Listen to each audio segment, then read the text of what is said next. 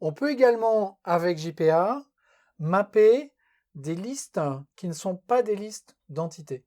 Toutes les annotations qu'on a vues, one-to-one, one-to-many, many-to-one et many-to-many, permettent d'associer entre elles des entités JPA. Qu'est-ce qui peut se passer si jamais ma classe user possède en fait une liste de chaînes de caractères avec par exemple le nom de ses amis? Ces chaînes de caractères, ça ne peuvent pas être des entités, parce qu'une chaîne de caractères, évidemment, la classe string, je ne peux pas la noter avec entity. Mais en fait, rien n'est perdu. J'ai une annotation particulière qui est element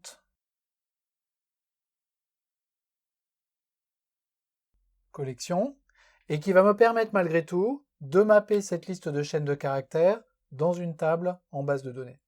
Si je veux, je peux même rajouter une annotation order column avec name égale index pour garantir que les chaînes de caractères seront bien relues dans l'ordre dans lequel elles ont été écrites. Qu'est-ce qui va se passer en base? Eh bien, j'ai ma table user avec son ID et son nom. Et à côté de la table user, JPA va créer une table spécifique pour enregistrer cette liste de chaînes de caractères qui va porter le nom user.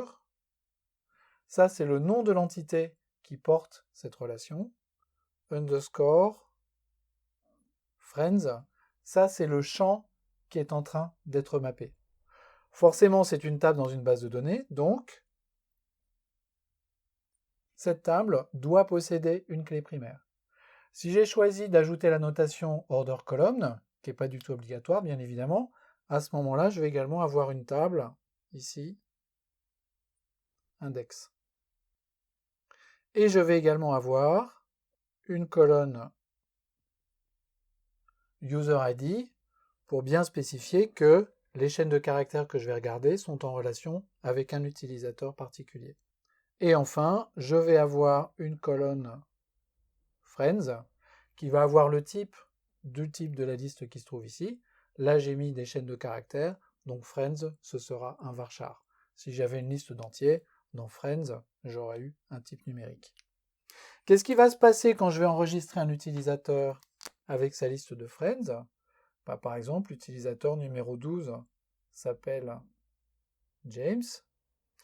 James, il a 3 amis, 0, 1, 2, qui portent les index 0, 1, 2, qui sont tous les trois en relation avec James, 12, 12, 12, et ces 3 amis sont Sarah, Bob et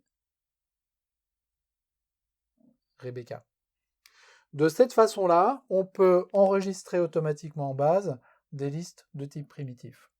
On ne peut pas dire que ce soit une fonctionnalité forcément très utilisée dans JPA, néanmoins, elle est disponible et on peut l'utiliser si on en a besoin.